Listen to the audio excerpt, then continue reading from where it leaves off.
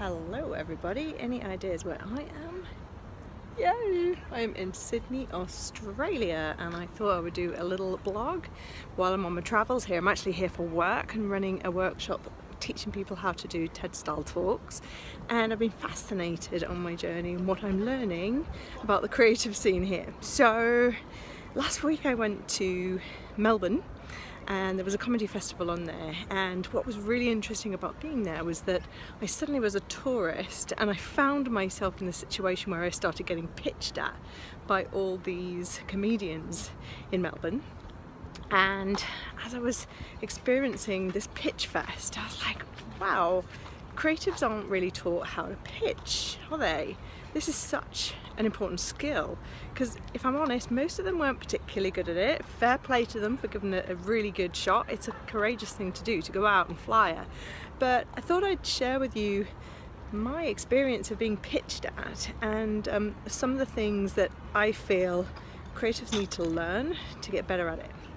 So I'll just tell you my story, and then I'll give you 3 strategies that I think are very useful for anybody who needs to pitch. That's whether you need to pitch a TV idea to an executive producer, or if you're targeting the public like these comedians were doing.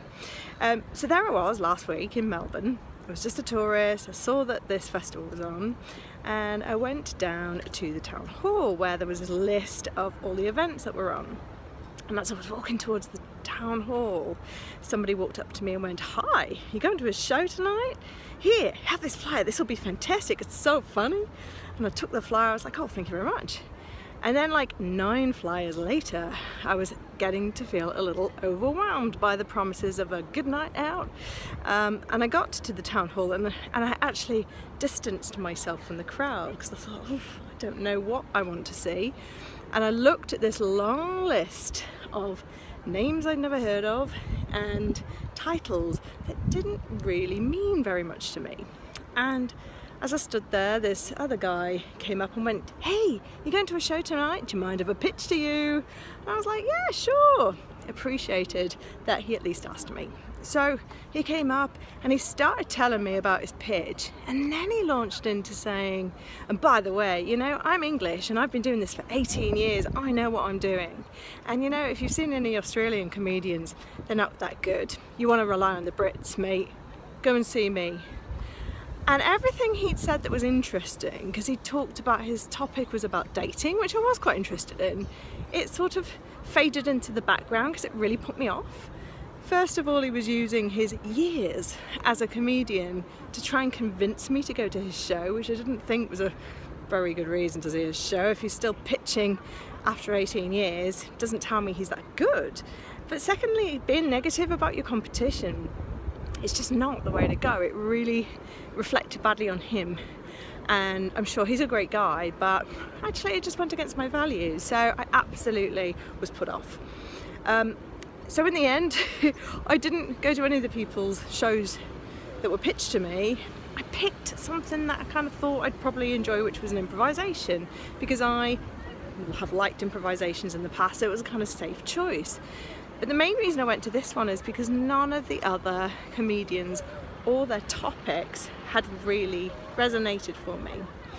So, which led me to think about what are the things that make an impact and what should all these comedians and all of us do when we're trying to pitch. So there's 3 things that I think are important.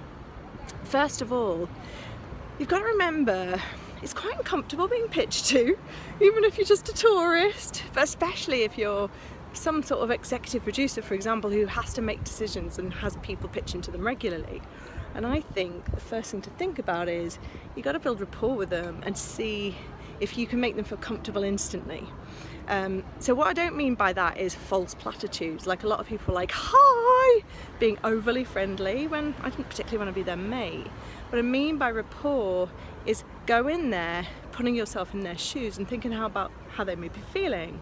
So, for example, I was feeling overwhelmed, and if people were warm but helpful and connected with me, then that was a really nice thing and I'd probably want to talk to them. But if they were pushy, that would make me resist and move away. So I think create a little bit of rapport, be warm, pleasant, but not over the top, straight from the beginning. That's important. Your energy and connection is important. The second thing is to really try and think about what would interest this person. So in this case, I was a member of the public. This guy didn't know anything about me, but what he could have done to find out what would interest me is actually maybe ask me a couple of questions like, hey, you're here on holiday, what are you interested in? If he'd have asked me, I probably would have said, oh, I really love I like improvisation, or I don't know what kind of topics. Or if he'd have asked me, he'd have got a little bit of information, and then he could have positioned his pitch to meet what I was kind of looking for. And I think this is the same piece of advice I'd give to you if you're trying to pitch to anyone. It's so much easier if you're trying to pitch to, say, somebody who works in TV or film or an agent, because you can actually do so much research these days. Just do a little bit of research and then tailor what you are saying to something that you know is probably going to be of interest to them. The final thing I would say is learn how to do something that will make you stand out. So some people do this better than others, but I've been teaching how to do TED Talks recently, and this is one of the things that we teach people. If you want to stand out from everybody else, you've got to do something unique, quirky, or something that's going to make people feel curious. So I was thinking about this, like TV programs at the moment in Britain, it might be a provocative title or a really fascinating title. As a TV show everyone's talking about called Fleabag at the moment, which is a really unusual title, and it's also very memorable. It's easy to pass that on to other people, and it's memorable because it's kind of a bit and it also kind of creates a little image in your mind. So can you come up with a title or something that's going to be memorable? Because just your name is not going to be memorable, really, is it? Because nobody might know you at the beginning. Or I was thinking about this guy who pitched to me. Perhaps he could have taken his topic was dating, and put a title in there that like really promoted, piqued my curiosity. So, random example here, but how I went to prison after 3 dates, or how I ended up in rehab. Anything that's just like a little bit provocative, out there, unusual, just to make people more curious about you. So they're my 3 tips for you. Bev and I are running an event in May. The details will be below this blog. So if you want to know more about pitching or get better at it, we're going to do a series of blogs in the next few weeks and an event that will really help you to get better at this thing, which is pitching. Very, very important.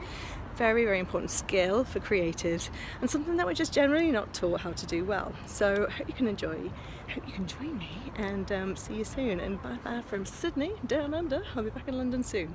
Lots of love. Bye.